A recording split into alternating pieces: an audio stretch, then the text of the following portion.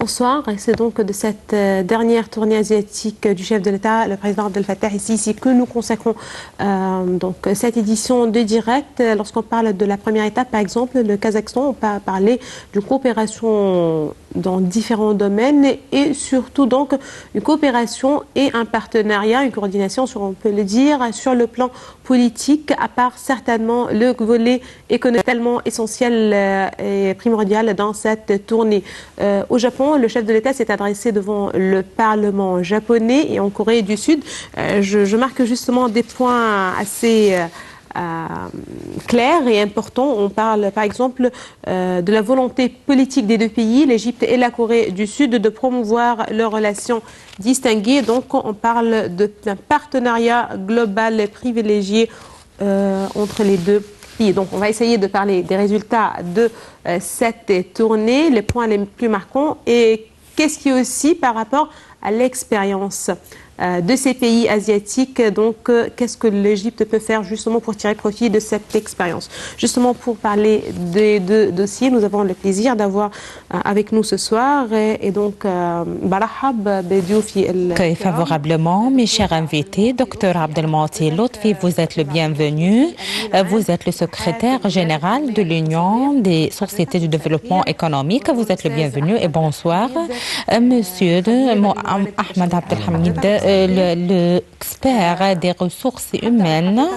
Je vais commencer avec vous, Dr Abdelmati. Quand on parle concernant la branche économique, on va parler en ce qui concerne la tournée. Il y avait plusieurs aspects et les expériences sont multiples et variées, mais la branche économique, c'est le plus important pour quelques-uns.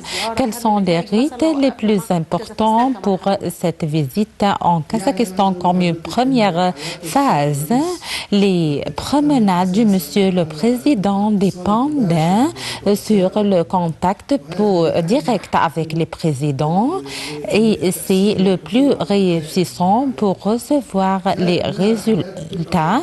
En plus, ce sont des vols qui dépendaient sur les besoins du pays, effectivement, et les capacités que le pays jouissait, qui peut effectuer la visite. Si on commence par Kazakhstan, comme vous avez dit, elle est très fameuse, Kazakhstan, par trois choses très importantes. L'ex-Union soviétique dépendait sur le Kazakhstan.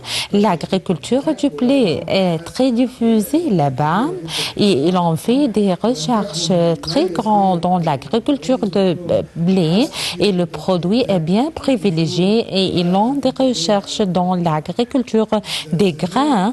Deuxièmement, Kazakhstan également, il est reconnu dans la période de l'Union soviétique toutes les technologies spéciales pour les communications et pour les satellites et les recherches également spatiales. Troisièmement, Kazakhstan était parmi les pays qui est très ouverte sur l'investissement. Donc le but pour la visite du président, le but c'est de propagander pour des occasions d'investissement qui sont ici en Égypte et en premier lieu l'axe du canal de Suez, deuxièmement se profiter du progrès bien avancé de l'agriculture du blé et la technologie spéciale pour le Kazakhstan, ce qui s'est passé effectivement parmi les résultats, l'université technologique qui va s'établir et se fonder à Bani Souef.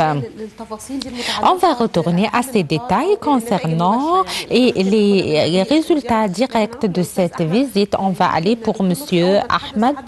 Docteur Lotfi, quand il commence à parler, il parle en ce qui concerne la visite de cette visite et la poursuivi et le contact personnel par Monsieur le Président. C'est un des rites de la politique bien exprimé par les visites multiples du Président et depuis son gestion, il était en Asie depuis quelques mois, en Chine et dans un autre pays. Que vous êtes un expert dans les ressources humaines. Quelle est l'importance du contact également humain et qu'il est profitable pour les relations internationales? L'action de Monsieur le Président dans la visite récente pour l'Asie, soit Kazakhstan, Japon, la Corée du Sud, Monsieur le Président mettre toutes choses dans son place juste. Il est allé à Kazakhstan, il a recherché les moyens et le chemin pour la coopération dans le domaine de l'agriculture, des domaines qui sont spéciaux et très spécialistes pour eux. En Japon, il y avait des accords signés entre nous et eux dans le domaine de l'énergie et dans le domaine de l'enseignement. Ils sont des spécialistes et la Corée du Sud également le même sujet. Je retourne à l'idée du contact parce qu'il y avait des diverses visites sur un autre niveau, au niveau des ministères par exemple, peut-être moins profitable, ça va être moins profitable. Mais Monsieur le Président, il est voyagé vers plus d'un pays avec des entretiens personnels, nous donne une satisfaction et attraction pour les investissements ici dans notre pays, dans plus d'un domaine. Je retourne à vous, Dr Abdelmati Lotfi. Quels sont les accords les plus importants signés? Par exemple, la fondation de l'Université du Bani Suef, comme vous avez cité. Quand elle va fonder cette université aux Pays-Bas, c'est très important. C'est un peu très important dans cette période actuelle. On s'intéresse à développer la région du Pays-Bas pour la faire et pour Bani Suef. Et en plus, se profiter également de la partie très importante qui est caractérisée à Kazakhstan, toutes les recherches spatiales et les communications et tout ça se sont effectuées à Kazakhstan à l'époque de l'Union soviétique. Et nous travaillons maintenant dans le domaine de l'énergie et également à développer l'énergie renouvelée. C'est pourquoi on se profite bien de ce point-ci. Troisième point, je l'avais oublié de la citer, la purification de l'eau. Il s'intéresse beaucoup à Kazakhstan dans les laboratoires de la purification de l'eau. Ce sont les trois choses. L'Égypte veut se concentrer en plus le développement, la propagande également pour les projets vers le canal de Suez. C'est pourquoi la délégation, Dr Ahmed Darwish, était parmi la délégation du Monsieur le Président. Il avait expliqué cette opération. Après, l'axe du canal de Suez a besoin d'un travail très rapide pour afficher la préparation de la terre et également pour ne pas perdre la crédibilité pour chaque investisseur qui va venir ici. Parmi un des défis qui est devant nous, c'est de faire satisfaire les investisseurs. On parle concernant la conférence du Sharm el-Sheikh et les projets multiples, mais sur l'autre échelon, ces accords ne regardaient pas la lumière. Il y avait des accords signés, il y avait des projets également concernant, mais sur le terrain de la réalité, ce ne sont pas les pas demandés. La satisfaction des investisseurs et on recherche à la coopération avec les parties qui ont une expérience.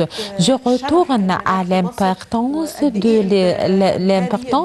de l'explication du climat ici en Égypte et tout est sérieux en ce qui concerne les lois d'investissement, le climat politique et la sécurité sur le terrain de la réalité.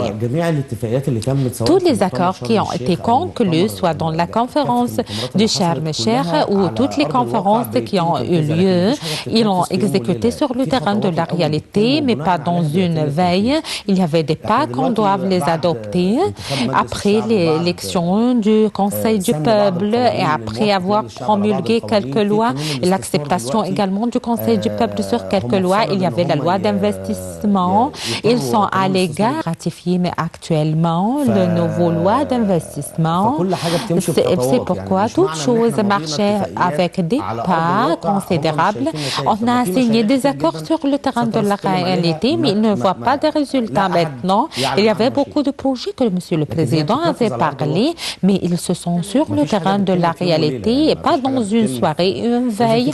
Non, il y avait des pas qu'on doit les adopter. Après lui, on va avoir le projet sur le terrain de la réalité. Docteur Lotfi, comment vous voyez le climat aujourd'hui en Égypte? Tout investisseur qui venait vous voir, nous savons que l'Égypte est une terre fertile facile pour les investissements. Nous avons une haute consommation, nous avons des main-d'œuvre et également les prix. Nous sommes un pays attirant pour les investissements dans les situations normales et naturelles. Comment on est proche à attirer les investisseurs étrangers? Vous avez cité la conférence économique à Sharm el-Sheikh et après la conférence des Akhbar el-Yom, la première et le deuxième également, et également d'autres conférences à Marsa Matrouh et aux Pays-Bas.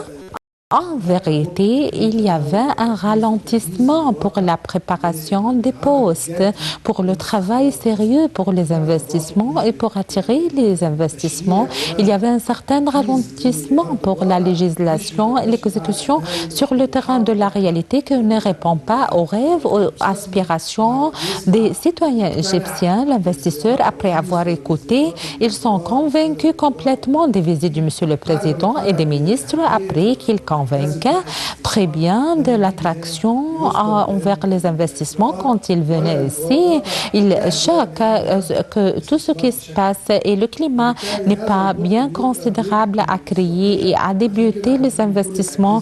Ça fait un manque de crédibilité. On doit travailler de façon plus vite et le pays a besoin qu'on travaille très vite pour attirer des investisseurs et on est prêt à commencer les investissements avec eux et de travailler avec eux également. Travailler avec eux, c'est un point très important. Les investisseurs égyptiens et les hommes d'affaires égyptiens, comment ils regardaient avec les investisseurs étrangers pour le profit des investisseurs égyptiens à trouver un certain partenariat. Quelle dimension les investisseurs égyptiens sont prêts sur le terrain de la réalité en recherche des investissements étrangers? Où sont les investisseurs égyptiens? Vous avez cité les caractéristiques dont l'Égypte jouissait. Il y avait des matières premières dans les mines, dans les industries et dans beaucoup de choses. Il y avait beaucoup de main-d'œuvre qui existent avec entraînement, vont être transformés à des main-d'œuvre très compétents. Les fonds monétaires également sont dans les banques, mais nous avons besoin d'environnement législatif et également environnement d'investissement et expérience. Et la rapidité a affiché bien la préparation des postes. Et la dernière initiative également proposée par Monsieur le Président à établir de petits projets et de moyens projets pour trouver un poste ou une place. La terre n'est pas prête, donc elle existe mais n'est pas suffisante parce qu'on avait commencé l'initiative du dernier point de financement après avoir prêté la terre.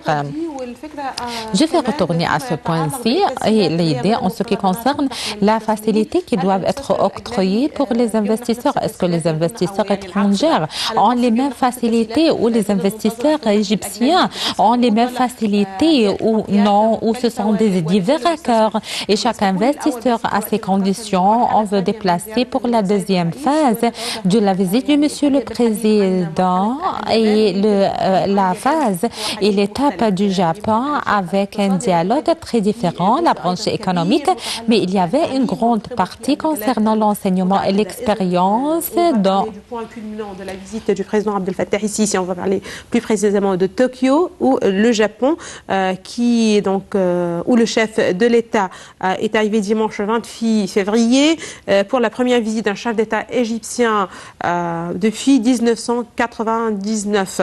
Sisi s'est entretenu avec le Premier ministre nippon Shinzo Abe et il s'est prononcé devant le Parlement japonais. Tout de suite, je vais vous laisser avec ce commentaire sur les détails de cette visite, de cette étape de la visite, de la tournée plutôt du chef de l'État Abdel Fattah el-Sisi. On va parler de ses visites au Japon. Tout de suite, un commentaire signé d'Alia Kala.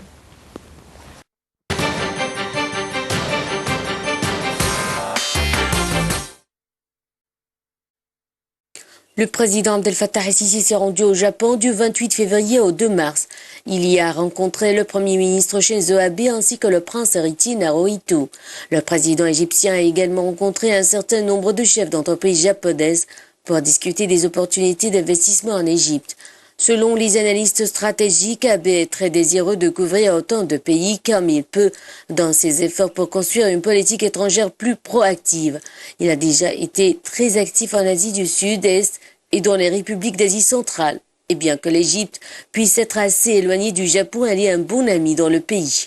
L'état du Moyen-Orient était un sujet de préoccupation commune avec le Japon, désireux de travailler en étroite collaboration avec l'Égypte pour faire en sorte que les conflits actuels ne se propagent pas et que le risque du terrorisme soit réduit. Le Japon a été accusé par l'organisation terroriste Daesh d'être un partisan des États-Unis dans les messages à la région et sa propagande a distingué Tokyo comme une cible pour les futures attaques. L'an dernier, 2 ressortissants japonais ont été capturés et exécutés par les terroristes. Les relations du Japon avec les pays de la région est définie par ses liens avec Washington et c'est ce qui est aussi le cas avec le Caire.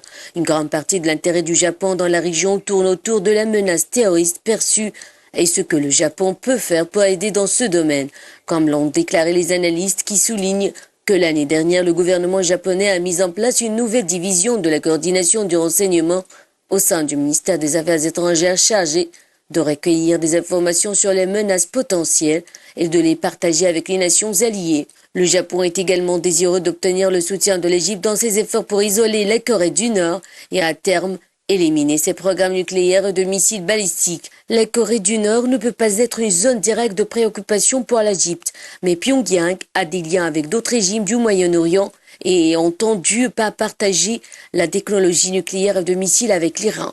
Ceci est quelque chose qui a été élevé à l'ordre du jour de la partie japonaise en particulier, étant donné que l'Égypte est également à l'heure actuelle un membre non permanent du Conseil de sécurité de l'ONU.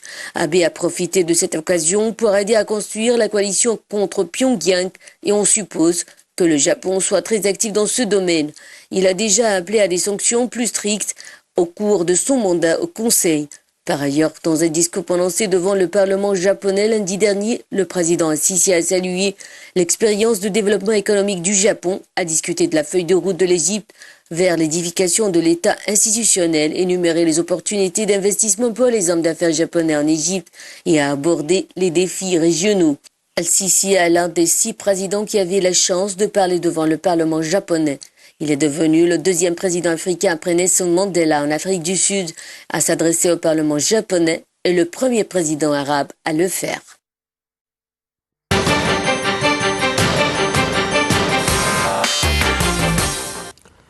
De retour, donc, je m'adresse à vous, Ustaz Ahmed Hamid. Monsieur Ahmed Hamid, vous êtes un expert dans les ressources humaines.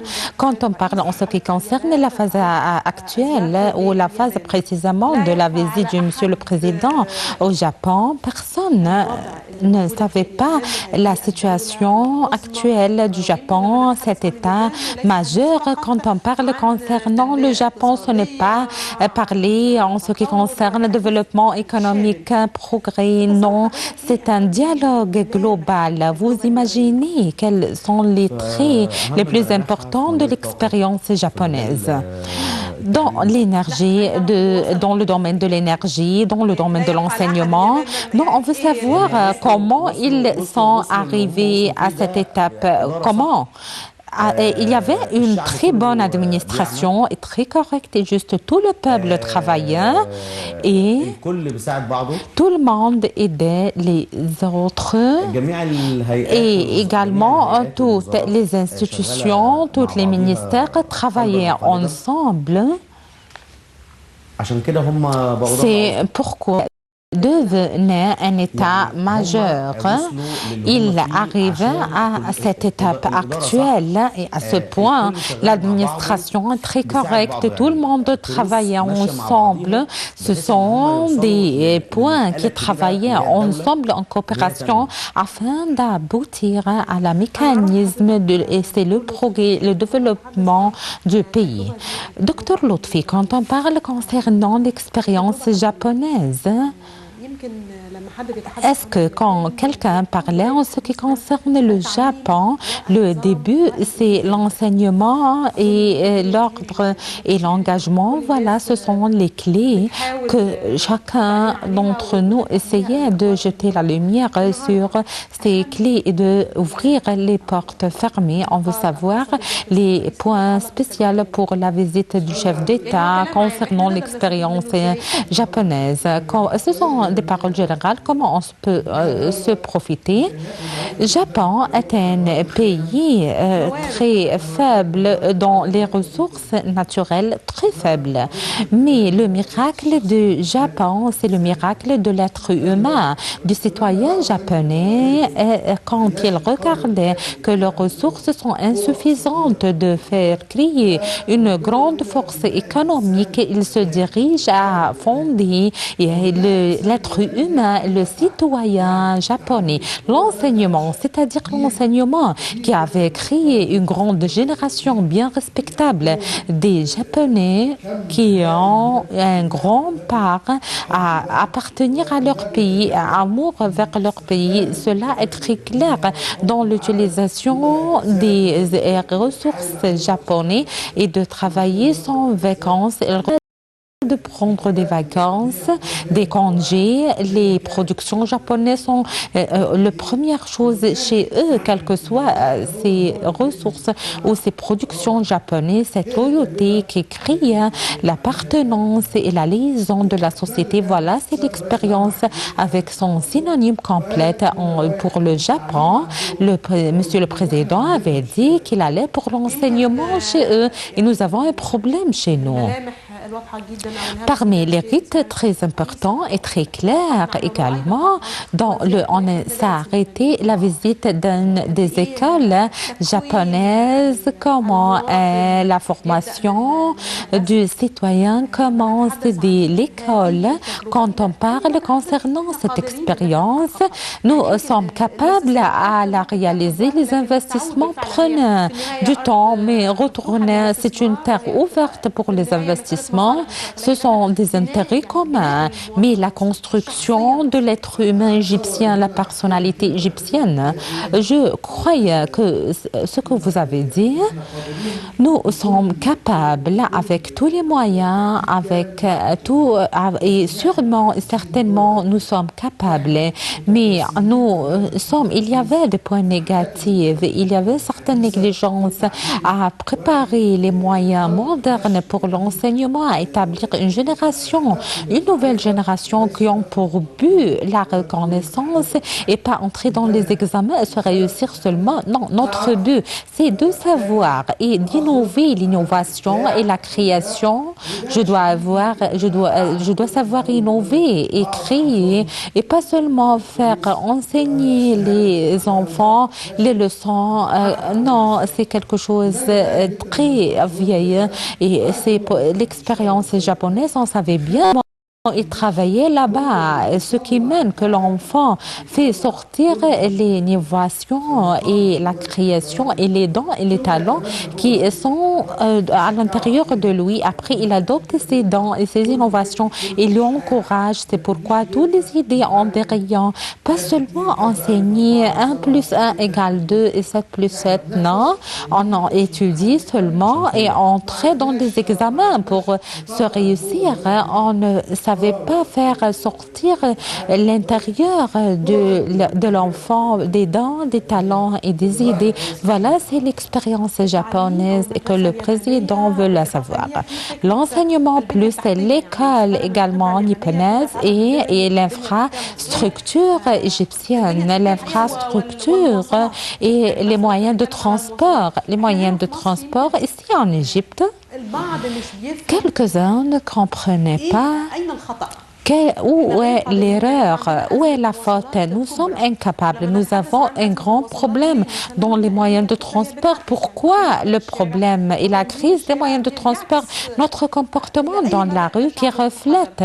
Nous sommes un peuple civilisé, nous sommes un peuple capable à l'engagement. Si on ne engage pas comme il faut dans la rue égyptienne, comment on va engager comme il faut dans nos travaux, dans nos maisons? Je vais arrêter devant ce point pour une autre autrefois. Comme ce type de visite, on doit avoir plus d'expérience, on veut les résultats. Quand on voit les résultats concernant le changement des lois, l'orientation vers le citoyen, essayer de l'inciter à l'engagement, faire aggraver les punitions, tout ça peut collecter pour aboutir le but. Tout ça est collecté si on pour aboutir au but, si on veut aboutir au but d'une façon très rapide. Mais si on l'applique avec la situation actuelle, l'opération va être très difficile ou la question va être très difficile. On doit avoir des punitions, des lois, engagements, amendements, également des programmes, l'engagement de l'élève et de l'étudiant par lui-même et l'enfant.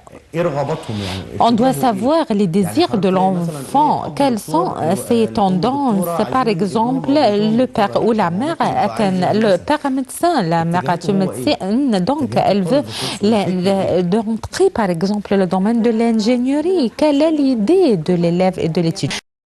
Quand on parle concernant l'expérience japonaise et la visite du chef de l'État au Japon, l'attraction des investissements, le profit des expériences, quelques-uns demandent l'Égypte comme un partenaire de relations sur quel niveau on savait également qu'il y avait un dialogue et des accords concernant le produit également égyptien. Manuel, c'est un des points très importants qui nous fait sentir que nous sommes capables à produire et de faire produire également et d'exclure un produit capable à la concurrence dans les marchés internationaux. Aujourd'hui, parlez-nous plus, Dr Lotfi, en ce qui concerne ces accords concernant à l'exportation également vers le Japon, quelques produits égyptiens. La visite est divisée à deux branches. La propagande pour nous, soit par l'attraction des investissements pour nous, ou la propagande de nos produits et les produits les plus importants pour nous. Par exemple, j'allais au Japon, la technologie est très haute. Il y avait des produits très élégants, il ne leur manque rien. Il y avait les produits traditionnels qu'on espère de marcher dans ce chemin et d'innover dans ce type de produits. Les produits traditionnels ou populaires qui sont produits manuellement, c'est ça qu'on peut les concurrer. Par exemple,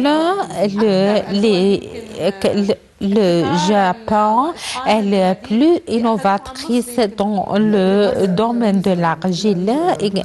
Nous avons un point positif et une certaine spécialisation dans quelques aires traditionnelles, dans les produits du Nubien, dans les tapis également manuels et les statues. Et on regarde ici quand les touristes venaient, les touristes japonais affluaient bien sur ces produits et également les trésors et les accessoires égyptiens originaires.